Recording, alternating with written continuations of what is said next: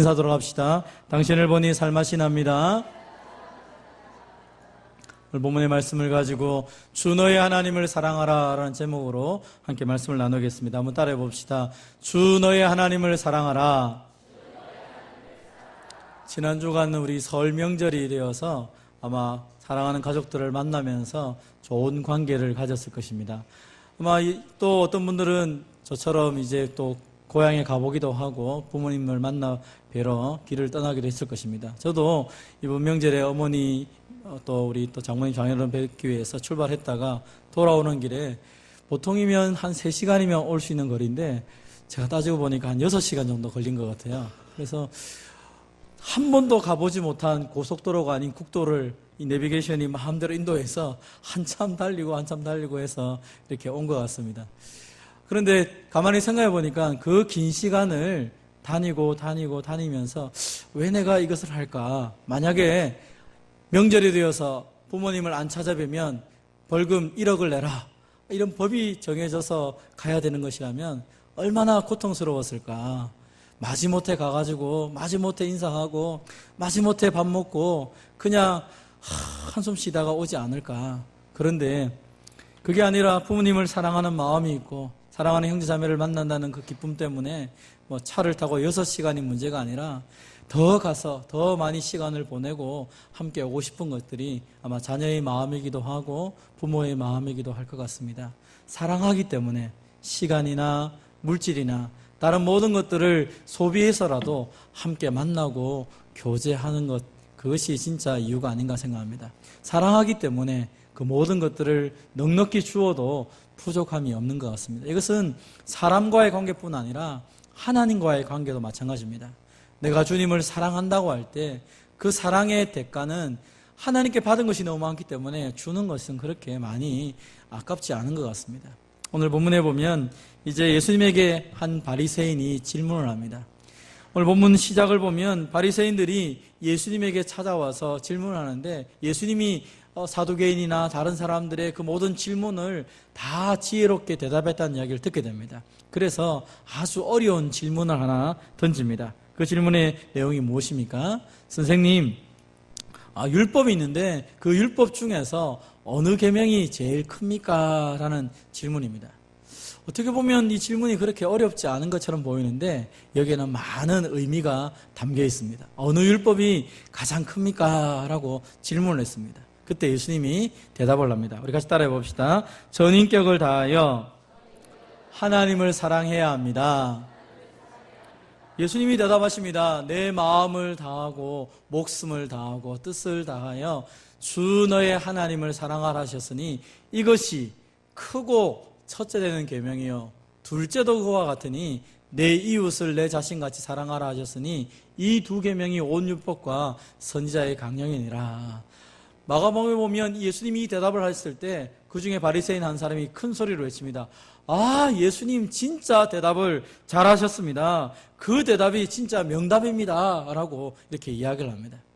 여러분, 예수님이 하셨던 이 대답은 신명기 6장에 나오는 말씀입니다. 이 말씀을 약간 변형시켜서 이렇게 설명한 것입니다. 이스라엘아 들으라. 우리 하나님 여호와는 오직 유일한 여호와시니 너는 마음을 다하고 뜻을 다하고 힘을 다하여 내 하나님 여호와를 사랑하라. 이 신명기 6장 4절부터 9절까지는 쉐마라고 해서 이스라엘 백성들이 가장 중요하게 여기는 말씀 중에 한 말씀입니다. 그런데 예수님이 모든 사람이 알고 있는 이 말씀을 했음에도 불구하고 예수님 정말 대답을 잘했습니다 라고 칭찬까지 받기도 했던 이유가 무엇 때문일까요? 그것은 처음 하나님께서 이 말씀을 주셨는데 모세를 통해 주셨는데 세월이 지나가면서 사람들은 이 말씀에 대한 여러 가지 곡해가 있기 시작합니다. 하나님 말씀을 자기 나름대로 해석하기 시작했고 하나님을 사랑한다는 것에 대해서 여러 가지 많은 이야기들이 나오기 시작했다는 것입니다. 그러면서 율법에 대해서 하나님이 우리에게 율법을 주신 것은 큰 율법이 있고 작은 율법이 있다라고 자기 나름대로 600가지의 율법을 만들기 시작합니다. 그래서 너희들은 큰 율법은 반드시 지켜야 되고 작은 율법은 혹 지키지 않아도 되니까 큰 율법이 중요하다. 이것이 더 크다. 저것이 더 크다. 라고 자기들끼리 이야기를 하기 시작합니다. 그래서 예수님 당시 때 보면 장로의 유전이라는 것이 있어서 하나님 말씀보다 더 이상하게 다른 것들을 섬깁니다. 예를 들어서 하나님 앞에 예물을 드리는 것이 중요한데 그 당시 사람들이 이렇게 합니다. 하나님께 예물을 드린다라고 말하면 부모님을 섬기지 않아도 된다. 이렇게 가르쳤습니다. 예를 들어서 내가 돈이 100만 원 있는데 이거 하나님께 드려야 되니까 어머니 내가 이번 달에 용돈 없습니다. 그냥 그렇게 하세요. 그렇게 하면 된다는 것입니다. 왜냐하면 하나님께 드리는 게 더 귀하니까요. 그런 식으로 법을 만들어서 하나님도 대충 섬기고 부모도 대충 섬기고 사람들 관계에도 다 엉망진창으로 만들던 그런 시대가 바로 이 시대입니다. 그러니까 어느 게 더 크냐? 굉장히 자기들에게는 논란의 문제가 있는 것이죠. 근데 예수님께서 뭐라고 말씀했습니까? 내 마음을 다하고 목숨을 다하고 뜻을 다하여 주 너희 하나님을 사랑하라. 이것이 크고 첫째 되는 계명이요 둘째도 그와 같으니. 예수님이 말씀하신 것은 모든 계명은 다 동일하게 중요하다라고 말씀을 한 것입니다. 계명에는 우위가 없는 것입니다. 어느 게 높고 어느 게 낮고 어느 게 크고 어느 게 작은 것이 없다는 것입니다. 다만 순서가 있을 뿐이다라는 것입니다. 하나님의 계명은 다 중요합니다. 그래서 하나를 지키고 하나를 어기면 잘한 것이 아닙니다. 야고보서에 보면 내가 간음하지 말라는 네가 도둑질했느냐? 그러면 너는 죄인이다 이렇게 표현을 하죠. 왜요? 우위가 없기 때문입니다. 그렇다면 이 하나님의 계명을 어떻게 우리가 바라봐야 됩니까? 예수님은 거기에 순서가 있다라고 말합니다. 십계명을 받을 때 먼저 첫 번째 돌파는 하나님께 관련된 계명이었습니다. 그리고 두 번째는 사람에게 관련된 계명이었습니다. 그렇다면 왜 하나님께서 그렇게 나누어서 모세에게 주셨습니까? 그것은 하나님에 대한 온전한 바른 관계를 가지게 되면 당연히 사람을 사랑하면서 섬겨갈 수 있게 된다라는 것을 가르쳤습니다. 그래서 이 모든 계명의 시작은 하나님이 우리를 구원하신 가운데에서 주신 것이죠. 그래서 하나님을 어떻게 사랑하느냐, 그 사랑의 방법으로 우리에게 계명을 준 것입니다. 그래서 오늘 본문에서 예수님께서는 이 말씀 그대로 하나님을 사랑하는 방법으로 계명을 주셨기 때문에 이 계명을 하나님의 뜻을 따라서 마음을 다하고 목숨을 다하고 뜻을 다하여서 하나님 사랑하는 데에 이것을 사용하라라고 말하는 것입니다.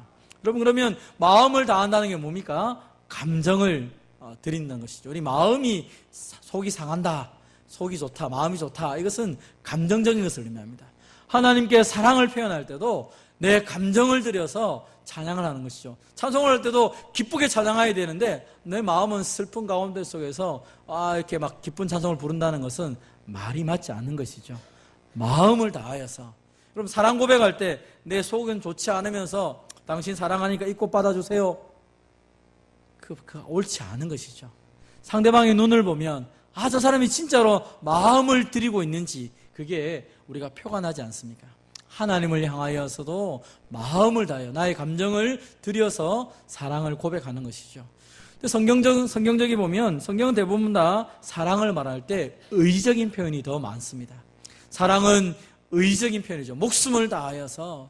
사랑은 말로만 주어지는 것이 아니라 정말로 목숨을 다하여 정말 결단하면서 행동하는 것입니다. 성경은 사랑을 명사라고 표현하지 않고 동사라고 표현합니다. 행동하는 것이죠. 하나님이 사랑하셨다. 사랑하셨으면 반드시 거기에 따른 행동이 주어진다는 것입니다. 그리고 뜻을 다한다라는 것은 생각을 말하는 것입니다. 그럼 우리가 누구를 사랑하게 되면 하루 종일 그를 생각하게 됩니다. 눈을 떠도 하늘을 보아도 밥을 먹어도 차를 타도 공부를 해도 뭘 해도 항상 그 사람을 생각하게 되죠. 그것이 사랑한다는 것입니다. 하나님을 어떻게 사랑해야 됩니까? 마음을 다하고 목숨을 다하고 뜻을 다하여서 하나님을 사랑하라라고 이야기합니다. 이렇게 말씀을 하니까 너무 힘이 듭니다. 왜요? 여러분, 우리가 다른 사람을 사랑할 때 마음을 다하여 목숨을 다하여 뜻을 다하여 사랑하려고 하면 얼마나 힘이 듭니까? 내가 해야 되니까 힘들다라고 생각합니다. 그런데 역으로 하나님이 왜 이 말씀을 우리에게 주셨습니까? 그것은 하나님이 우리를 마음을 다하여 목숨을 다하여 뜻을 다하여 사랑하셨다는 것입니다. 하나님이 우리를 먼저 이렇게 사랑하셨죠. 어떻게 합니까? 같이 한번 읽어볼까요? 시작. 하나님의 사랑이 우리에게 이렇게 나타난 바 되었으니 하나님이 자기의 독생자를 세상에 보내심은 그로 말미암아 우리를 살리려 하심이라. 아멘. 하나님의 사랑이 우리에게 나타났다라고 말합니다. 하나님이 우리를 사랑하셨다라고 말합니다. 말로만이 아니라 하나밖에 없는 그 아들, 독생자를 우리에게 보내셨다는 것입니다. 여러분, 독생자를 보내신 것이 무엇입니까? 우리의 죄를 속하기 위해서 화목제물로 그 아들을 보내신 것입니다. 사랑은 여기 있으니 우리가 하나님을 사랑한 것이 아니라 하나님이 우리를 먼저 사랑하신 것이죠. 아들의 목숨을 내어놓으시기까지. 화목제물이 무엇입니까? 구약에 보면 하나님께 드리는 제사들 가운데 화목제라는 것이 있습니다. 관계가 깨어져 있거나 그 관계가 깨어진 것을 회복시키기 위해서 화목제물을 드립니다. 사람과의 관계, 하나님과의 관계를 회복시키기 위해서 어린 양을 잡아서 하나님께 드립니다. 그 피와 그 모든 내장을 다 불태워버립니다. 그리고 난 다음에 그 고기를 나누어서 서로 다 그 자리에서 먹습니다. 그래서 우리가 하나님 하나가 되었습니다. 그것을 눈으로 몸으로 체험하기 위해서 화목제물을 함께 먹고 마시면서 하나님의 은혜를 노래하고 하나 됐음을 고백하는 것이 화목제물입니다. 하나님이 우리를 사랑한다, 그것을 말로만 하신 것이 아니라 예수님을 보내주셔서 화목제물로 예수님이 십자가에 죽으실 뿐 아니라 그 죽으신 예수님이 부활하심을 통하여 우리와 하나가 되음을 통하여서 이제 하나님 앞에 담대하게 나아갈 수 있도록 우리를 만드신 것입니다. 십자가를 바라볼 때마다 우리는 하나님의 사랑을 알게 되고, 하나님이 나를 이렇게 사랑하셨구나. 하나님 먼저 나를 향하여서 마음을 다하여 목숨을 다하여 뜻을 다하여 하나님이 나를 사랑하셨구나라는 것을 우리가 먼저 알게 되었다라고 말하는 것입니다. 그렇게 알게 되었기 때문에 거기에 반응하는 의미로 하나님을 향하여서 마음을 다하고 목숨을 다하고 뜻을 다하여 하나님을 사랑하라고 말씀하신 것입니다. 우리 같이 한번 읽어보겠습니다. 시작. 하나님은 우리가 하나님을 알아가고 하나님과 함께 시간을 보내기를 원하십니다. 하나님을 사랑하고 하나님의 사랑을 받는 방법을 배우길 원하십니다. 여러분, 우리가 이것은 사랑과의 관계도 마찬가지 아닙니까? 어떤 사람을 어떻게 사랑합니까? 먼저 알아야 되겠죠. 저 사람이 어떤 사람인지 그 사람을 알아가기 위해서 두 번째로 하는 게 뭡니까? 시간을 같이 보냅니다. 커피도 마시고 밥도 마시고 같이 먹고 또 함께 데이트도 하고 함께 시간을 보냅니다. 저 사람이 뭘 좋아하는지 뭘 싫어하는지 시간을 보내면서 그 사람의 사랑을 받기도 하고 그 사람하고 사랑을 나누는 방법을 알아가기 시작합니다. 그래서 사랑하다 보면 사랑의 방법들을 더 많이 배워갑니다. 우리가 연애할 때가 가장 사랑하는 것처럼 보이지만 사실은 결혼을 하면 할수록 시간을 같이 보낼수록 어떻게 하면 저 사람이 나를 더 사랑하고 어떻게 하면 이렇게 내가 표현한 사랑을 저 사람이 잘 받아들이는지를 알게 됩니다. 우리는 사랑을 내가 원해서 내 마음대로 내 방식대로 계속 사랑하면서 상대방에 강요하게 되면 어떻게 됩니까? 스토커가 되죠.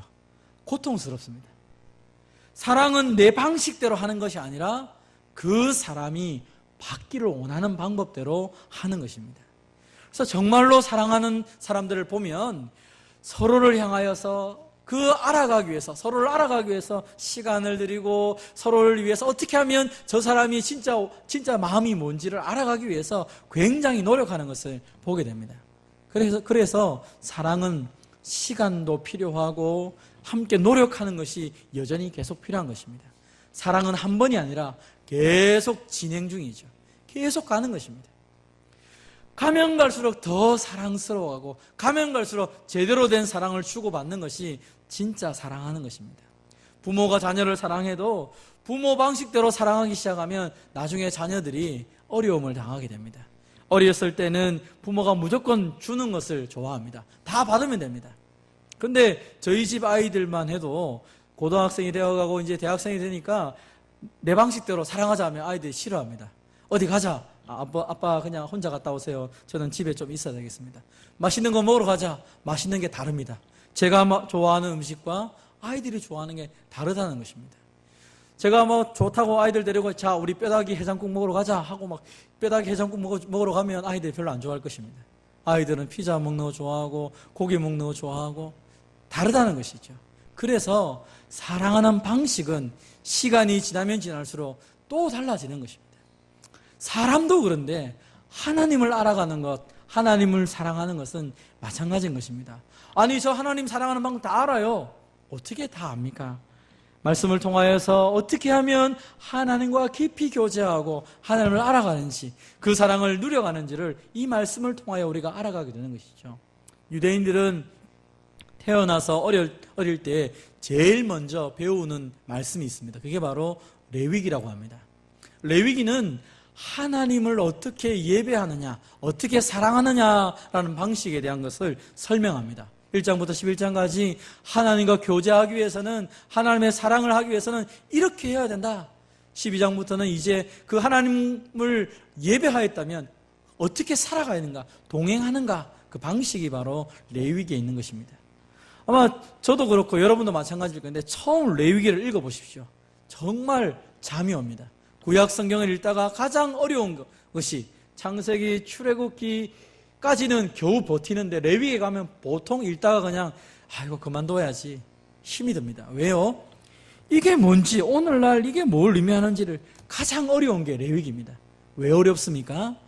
사실은 레위기는 이스라엘 백성들과 하나님을 만나는 방법, 예배하는 방법, 은혜를 누리는 방법이 거기에 다 나와 있는 것입니다. 우리가 신약 성경을 제대로 이해하고 다시 레위기를 읽으면 얼마나 감동스러운지 모릅니다. 이렇게 5가지 제사를 이런 방식으로 해야지만이 제대로 된 예배였지만 이제 우리는 그렇지 않다는 것입니다. 사랑하는 성도 여러분, 하나님을 사랑하는 것은 어떻게 사랑해야 됩니까? 마음을 다하고 목숨을 다하고 뜻을 다해 하나님을 사랑해야 되는데 그것은 먼저 하나님이 우리를 그렇게 사랑했다는 사실을 믿고 그 사랑에 아멘하면서 그 사랑에 반응하며 살아가는 저와 여러분 되시기를 바랍니다. 이제 그 사랑하는 방식은 조금 전에 말했던 것처럼 예배로 드러난다고 했습니다. 같이 한번 읽어보겠습니다. 하나님의 사랑은 예배를 통해 표현됩니다. 내가 하나님을 사랑하는데 어떻게 표현됩니까? 하나님이 가장 좋아하는 것이 예배였기 때문에 예배를 통하여 등장하는 것입니다. 그럼 우리가 사랑을 한다, 사랑을 요구한다, 가장 어려운 것 중에 하나일 것입니다. 누구를 사랑해야 된다, 그게 그냥 됩니까? 잘 안 되죠. 그래서 드라마나 다른 책을 보면 사랑을 갈구하는 사람들이 참 많습니다. 요즘 시대는 어떻게 보면 이 말씀이 맞지 않는 것처럼 보일 수도 있습니다.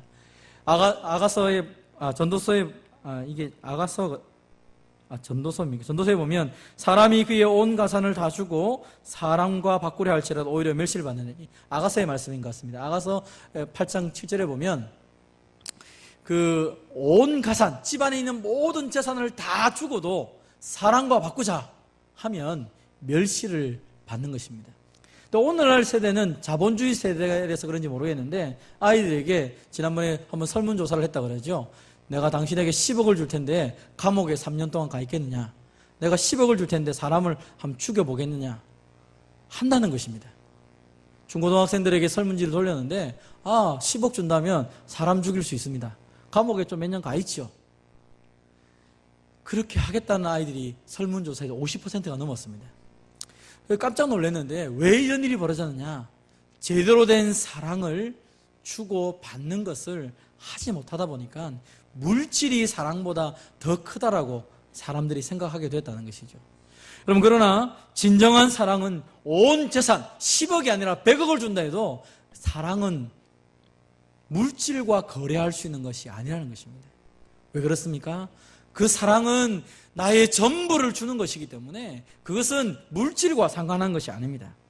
오늘날 많은 사람들이 제대로 된 사랑을 하지 못하는 가장 큰 이유가 무엇입니까? 그것은 이것 때문입니다. 사람들이 사랑을 해야 되는데 어떻게 하면 좀 더 나를 위해, 나의 기쁨을 위해 상대방을 이용할 수 있을까? 상대방으로부터 어떻게 하면 내가 좀 더 많은 것을 받을 수 있을까? 이 문제 때문에 진정한 사랑을 하지 못합니다. 사랑을 하기 위해서는 어떻게 해야 됩니까? 내 것을 내어주고 내 것을 다 주어야 됩니다. 근데 요즘에 사람들이 사랑을 하자면 뭐라 말합니까? 당신이 나를 위해서 해줄 수 있는 것이 무엇이 있느냐? 내가 당신하고 결혼하려고 하면 당신이 나한테 뭘 해줄 수 있느냐? 적어도 이익이 되어야 되지 않느냐? 내 삶에 뭐가 플러스가 되어야 되지 않느냐? 당신 나를 위해서 뭐 해줄 수 있어? 그것이 안 되면 사람들은 실망하고 헤어진다는 것입니다. 무엇을 해줄 수 있느냐? 그것은 사랑이 아니라는 것이죠. 오히려 성경이 말하는 사랑은 무엇입니까? 그럼 우리가 성경의 사랑을 깊이 말하지 않아도 제대로 사랑을 해보면 어떻게 됩니까? 내 마음을 주기 시작합니다. 내 시간을 주기 시작합니다. 물질을 주기 시작합니다. 그 사람이 내 삶의 중심으로 와닿아서 그 사람이 원하는 대로 따라서 내 삶이 모든 것이 뒤바뀌는 것을 보게 됩니다. 내가 급한 일이 있습니다. 중요한 일이 있습니다. 그러나 사랑하는 사람에게 문제가 생기면 다 뒷전으로 미루고 거기에 먼저 집중하기 시작합니다. 왜요? 사랑하기 때문에. 마음이 이미 가 있기 때문에 시간도 거기에 다 붙잡혀 있습니다. 물질도 다 거기에 잘 가 있습니다. 그리고 내 삶 전체가 거기에 달려있는 것이죠. 그래서 사랑이라는 단어를 가장 잘 표현하는 단어 중에 하나가 뭡니까? 사랑하는 사람은 사랑하는 사람의 종이 된다라는 단어이죠. 나는 당신의 종입니다. 나는 당신을 위해서 시간, 물질, 마음 모든 것 다 드렸습니다. 이것이 사랑이라는 단어의 온전한 표현이죠. 그래서 한번 읽어봅시다. 시작. 사랑은 나의 전부를 조건 없이 기쁜 마음으로 주는 것입니다. 이게 성경적인 사랑입니다. 사랑을 하기 때문에 나의 전부, 부분이 아니라 전부를, 어떤 조건이 아니라 전부 조건 없이 기쁜 마음으로. 이것이 바로 하나님의 사랑이고 예수님의 사랑이 아닙니까? 우리가 구원받을 만한 이유가 어디 있습니까? 그럼에도 불구하고 하나님이 전부를 주셨죠. 우리가 어떤 잘 똑똑하게 이 세상 가운데 의미 있는 사람이 될 줄 아는 그 조건 때문에 하나님이 우리를 사랑한 것이 아닙니다. 예수님이 마지못해서 십자가에 못 박혀 죽은 것이 아니라는 것입니다. 나를 사랑해서 자신의 생명까지 전부를 다 주면서 기쁜 마음으로 나를 위해서 다 주셨다는 것입니다. 이미 우리는 하나님을 통하여서 하나님이 이 놀라운 사랑을 다 받은 사람들입니다. 하나님의 마음, 하나님의 목숨, 하나님의 뜻, 하나님의 전부를 다 받은 사람이라는 것입니다. 그렇다면 우리는 어떻게 마음을 다하고 뜻을 다하고 목숨을 다하여서 하나님을 사랑해야 됩니까? 유대인들은 이것을 이렇게 생각했습니다. 우리는 하나님을 사랑하는 방법은 이 신명기 6장 4절에서 9절에 있는 이 말씀을 그대로 행하는 것이다 라고 생각을 했습니다. 그래서 그들은 이 말씀대로 실제로 하기 시작했습니다. 같이 한번 읽어보겠습니다. 시작. 오늘 내가 내게 명하는 이 말씀을 너는 마음에 새기고 내 자녀에게 부지런히 가르치며 집에 앉았을 때이든지 길을 갈 때이든지 누웠을 때이든지 일어날 때이든지 이 말씀을 강론할 것이며. 그래서 유대인들은 남자가 10명만 생겨도 회당을 지었습니다. 말씀을 가르치기 시작합니다. 아이들이 어릴 때부터 말씀을 부지런히 가르칩니다. 말씀이 마음판에 새기도록 집에 앉았을 때인지 길을 갈 때인지 누웠을 때인지 일어날 때인지 말씀을 계속 강론합니다. 그래서 초등학교 졸업하기 전에 아이들은 모세오경을 다 외웁니다.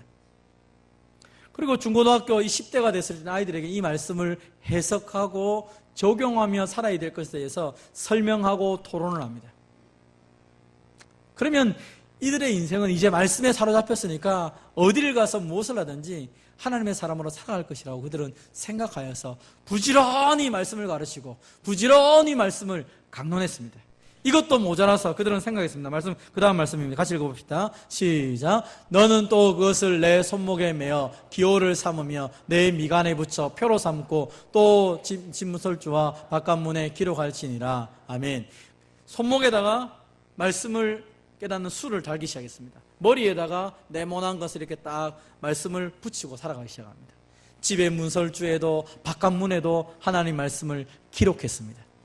서로를 바라보면서 움직일 때마다 말씀과 동행하며 살아야지. 말씀이 서로의 얼굴을 쳐다볼 때마다 그 미간에 붙어있는 그 조그마한 상자를 보면서 하나님 말씀이 그래 말씀 중심으로 살아야 돼. 말씀이 내 인생의 핵심이야. 그렇게 생각하며 살아갔다는 것입니다. 집의 문에도 바깥 문에도 서로를 볼 때마다 말씀이 다 붙여놓고 이제 말씀이 붙어있으니까 우리의 인생은 복된 인생이야. 말씀대로 살아가면 되는 거야. 그들은 그렇게 생각하면서 살아왔다는 것입니다. 그런데 처음에는 하나님을 사랑하여서 이 말씀대로 살아가며 서로에게 이 말씀대로 가르치며 붙이고 살았습니다. 세월이 지나기 시작하니까 말씀을 가르치기 시작합니다. 그런데 말씀을 열심히 배웠습니다.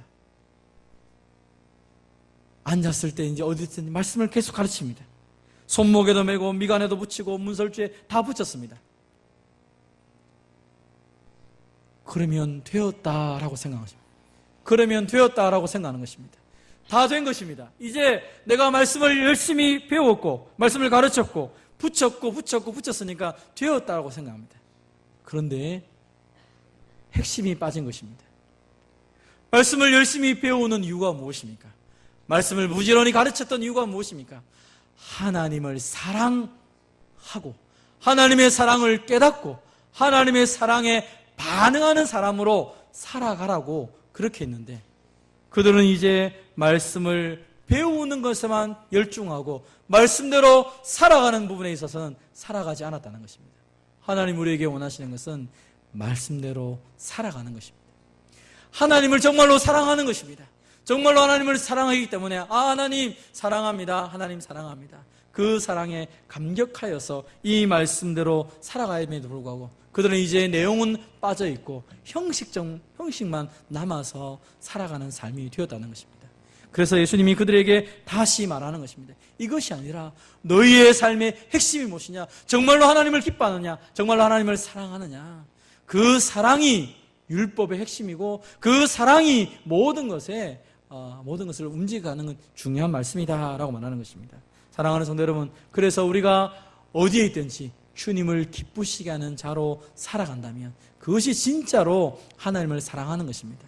여러분, 하나님을 사랑하는 방식은 레위기를 통하여서 우리에게 말씀하신 것은 예배의 모습이라고 말했습니다. 이것은 레위기뿐만 아니라 로마서에도 마찬가지입니다. 로마서 1장부터 11장까지는 하나님이 우리에게 어떤 구원을 베푸셨는가에 대한 말씀을 합니다. 그리고 12장에 들어가서 이렇게 말합니다. 같이 읽어보겠습니다. 시작. 그러므로 형제들아 내가 하나님의 모든 자비하심으로 너희를 권하노니 너희 몸을 하나님이 기뻐하시는 거룩한 사한 제물로 드리라. 이는 너희가 드릴 영적 예배니라. 아멘. 하나님을 사랑한다. 어떻게 표현해야 됩니까? 영적 예배자로 살아가는 것입니다. 내가 거룩한 사한 제물로 살아가는 것입니다. 하나님을 예배하는 자로 살아가는 자가 진짜로 하나님을 사랑하는 것입니다. 마음을 다하여 목숨을 다하여 뜻을 다하여 주님을 예배하는 자로 살아가는 것이 하나님을 온전히 사랑하는 것이라는 것이죠. 이것은 지금 우리에게만 말하는 것이 아니라 이스라엘 백성들을 출애굽하고 난 이후에 말했습니다. 내가 너희를 내 소유 제사장 나라 거룩한 백성이 되어서 너희가 예배자가 되기를 소원한다라고 말합니다. 우리가 예배를 드릴 때 십계명을 처음 같이 읽었습니다. 왜 십계명을 낭독합니까? 여러분, 그것은 구원받은 백성들이 하나님 앞에 감사함으로 하나님 앞에 나아가는 것입니다. 이 계명을 지키면 너희가 구원받은 백성이야가 아니라 너희는 구원받은 백성이기 때문에 너희의 신분이 바로 이런 사람이다. 너희는 지금까지 죄의 종되었던 애굽 땅에서 노예로 살았지만 이제는 구원받은 백성이야. 자유자야. 자유자로 하나님 앞에 예배자로 서 있어야 된다라고 말하는 것입니다. 우리가 예배를 드릴 때 하나님 앞에 나와서 이 말씀을 붙잡고 신앙을 고백하며 이 말씀을 낭독할 때 세상의 염려와 걱정의 종으로 살아가는 것이 아니라 죄의 종이 아니라 이제 너희는 하나님의 자녀로 다시 하나님과 언약을 갱신하며 다시 세상 가운데 살아가야 될 존재들이라는 것을 우리에게 말씀하는 것입니다. 하나밖에 없는 아들을 주시기까지 사랑하는 사랑덩어리, 사랑의 존재가 바로 너희니까 너희는 세상 사람들이 말하는 것처럼 그들이 가지고 있는 물질이나 그들이 가지고 있는 어떤 기준으로 너희를 평가하면서 너희는 이런 사람이야 라고 말했던 것을 다 내어버리고 이제 말씀을 통하여 내가 바로 하나님의 사랑덩어리구나, 내가 바로 하나님을 예배하는 자구나, 하나님이 나를 이렇게 사랑하셨고 이제 나를 통하여 이 사랑을 받기를 원하시고 내 삶 속에서 예배자로 내가 살아가기를 하나님이 원하시구나, 그것을 붙잡고 다시 나아가라고 우리에게 예배라는 것을 허락하신 것입니다. 여러분, 하나님을 어떻게 사랑해야 됩니까? 이 율법의 첫 번째 주신 돌판의 계명이 다 무엇을 말합니까? 누구를 사랑해야 되고 어떻게 사랑해야 되고 어떤 태도로 이제 하나님 앞에 이 사랑을 고백해야 되는지를 가르쳐 주신 것이 1계명부터 4계명까지 내용입니다. 하나님만을 사랑해야 되고 하나님 방법대로 사랑해야 되고 하나님을 만홀히 헛되이 여기는 것이 아니라 정말 하나님을 존중해 여기는 방식대로 하나님 주신 이 날을 하나님 앞에 예배하며 나아가는 것이 하나님을 사랑하는 것이라는 것입니다. 그래서 하나님을 사랑하는 사람만이 진정한 예배를 드릴 수 있고, 진정한 예배는 하나님을 사랑하는 자만이 드릴 수 있는 것이 바로 예배의 모습인 것입니다. 오늘 내가 제대로 된 예배를 드리는지 안 드리는지는 다 압니다. 왜요? 내가 하나님을 사랑하는 마음으로 전심으로 하나님 앞에 예배하였다면 아름다운 예배가 되었을 것입니다. 하나님은 예배를 통하여서 우리를 만나주시고 우리를 치료하시고 우리를 회복시키시고 우리를 다시 세상 가운데 속에서 하나님의 사람으로 살아갈 수 있도록 은혜를 베푸시는 것입니다. 오늘 마음을 다하고 목숨을 다하고 뜻을 다하여 주님을 예배하는 자가 되고 예배하는 삶을 살아가는 저와 여러분 되시기를 바랍니다. 이분은 CCC 대표였던 빌 브라이트 목사님입니다. 이분이 자신의 생애를 통하여서 나타냈던 열매가 얼마나 어마어마한지 모릅니다. 지금도 대학 선교단체에 가면 CCC라는 단체가 있습니다. 이 단체를 통하여 전 세계의 수많은 사람들이 복음을 접하고 예수님을 믿게 되었습니다. 어떤 사람이 그냥 산술적으로 한번 이 사람을 통하여서 이 한 사람 때문에 예수 믿은 사람이 얼마나 될까? 아마 1억 5천 명, 2억 명, 그보다 더 많을 수도 있다고 얘기를 합니다. 왜요? 이분을 통하여 시작된 CCC가 사형들을 통하여 저 이슬람까지 곳곳에 다 복음을 전하는 곳에 복음을 전하게 되었고, 수많은 사람들이 이 한 사람을 통하여서 이 한 사람이 변화되었을 때 하나님을 예배하는 자로, 하나님을 믿는 사람으로 변화되었던 것입니다. 그래서 어느 날 이제 이분이 돌아가시기 전에 사람들이 이제 인터뷰를 했습니다. 당신의 생애가 어떻게 그렇게 위대하게 하나님께 쓰임 받을 수 있었습니까? 이 빌 브라이트 목사님이 얘기하신 것이 오늘 이 내용입니다. 내가 사실은 젊었을 때 내가 하나님과 계약을 맺었습니다. 나는 직접 하나님께 계약을 쓰면서 맨 마지막에 이런 단어로 서명을 했습니다. 바로 이 날로부터 나는 예수 그리스도의 종이다. 난 이렇게 썼고 이렇게 살았습니다. 여러분, 가장 큰 사랑의 고백이 무엇입니까? 나는 당신의 종입니다. 빌 브라이트 목사님이 수많은 사람을 살렸던 가장 큰 이유는 위대한 일을 하기 위해서 시작한 것이 아니라 주님을 사랑했습니다. 주님의 그 사랑을 내가 깨달았습니다. 받은 사랑을 내가 전심으로 표현하며 예배자로 살아가기를 원합니다. 고백했을 때 이 한 사람을 통하여 지금도 아마 앞으로도 수많은 사람들이 예수님을 믿게 되는 것입니다. 사랑하는 성도 여러분, 나 한 사람이 하나님을 사랑합니다라고 전심으로 고백하고 전심으로 예배드리기 시작할 때 우리를 통하여 세상이 변화될 것을 믿으시기를 바랍니다. 우리가 말씀을 정리하면서 우리가 함께 하나님 앞에 마지막으로 고백하는 찬양을 했으면 좋겠습니다. 사랑합니다 나의 예수님, 사랑합니다 아주 많이요.